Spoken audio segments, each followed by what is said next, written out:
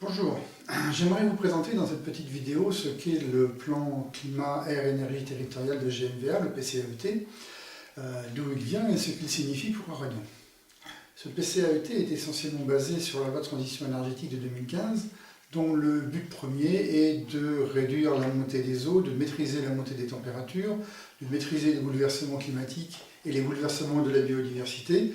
Tout cela en maîtrisant les gaz à effet de serre présents dans l'atmosphère, et pour maîtriser ces gaz à effet de serre, maîtriser notre consommation d'énergie fossile que sont charbon, gaz et fuel. GMVA a procédé à une analyse des consommations actuelles présentes sur le territoire pour les applications de transport, bâtiments et autres, et est arrivé à ce tableau de consommation dans lequel on voit que l'agglomération GMVA consomme en gros 3000 gigawattheures par année, et GMVA définit également les hypothèses de réduction qui semblent possibles.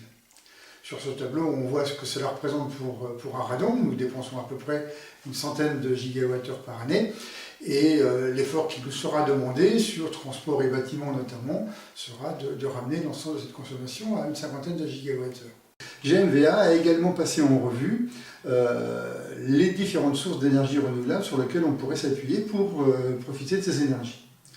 Voilà la liste, tant au niveau apport thermique qu'au niveau apport électrique, et les quelques flèches à droite indiquent un peu les questions que nous posons au sein de la liste sur ces objectifs de contribution d'énergie renouvelable. Au niveau des réductions potentielles, nous nous posons un certain nombre de questions au niveau de la faisabilité, au niveau des transports. Une des hypothèses fortes est que d'ici 2030, l'on puisse disposer de véhicules essence ou diesel ne consommant que 2 ou 3 litres d'essence au 100 km. Cette hypothèse nous paraît, disons, pour le moins discutable. Et au niveau des énergies renouvelables, il y a dans les prévisions de GMVA un certain nombre d'hypothèses, notamment au niveau de la méthanisation, qui nous semble un petit peu excessif. Il faudrait être sûr que la méthanisation ne travaille qu'à partir de déchets et de résidus, qu'il n'y ait pas de production propre à la méthanisation pour ne pas consommer de terres agricoles ou d'eau. Il y a dans ce tableau une hypothèse de récupération de chaleur des eaux usées qui produit relativement peu d'énergie et qui nous semble potentiellement pouvoir coûter cher. Et la rentabilité, même économique, n'est pas forcément un gros mot, même pour un écologiste. Et puis, dans les hypothèses d'énergie renouvelable, nous avons un certain nombre de questions quant au peu d'ampleur qui a été donné à l'éolien. On ne retient que très peu de l'éolien par rapport à ce qu'il était possible de faire sur GMVA. Et enfin, un grand absent dans ce tableau, c'est le stockage d'énergie. Pour pouvoir alimenter les réseaux et la mobilité par des énergies renouvelables, il est clair qu'il faut du stockage, et qu'un des moyens de stockage pourrait être l'hydrogène.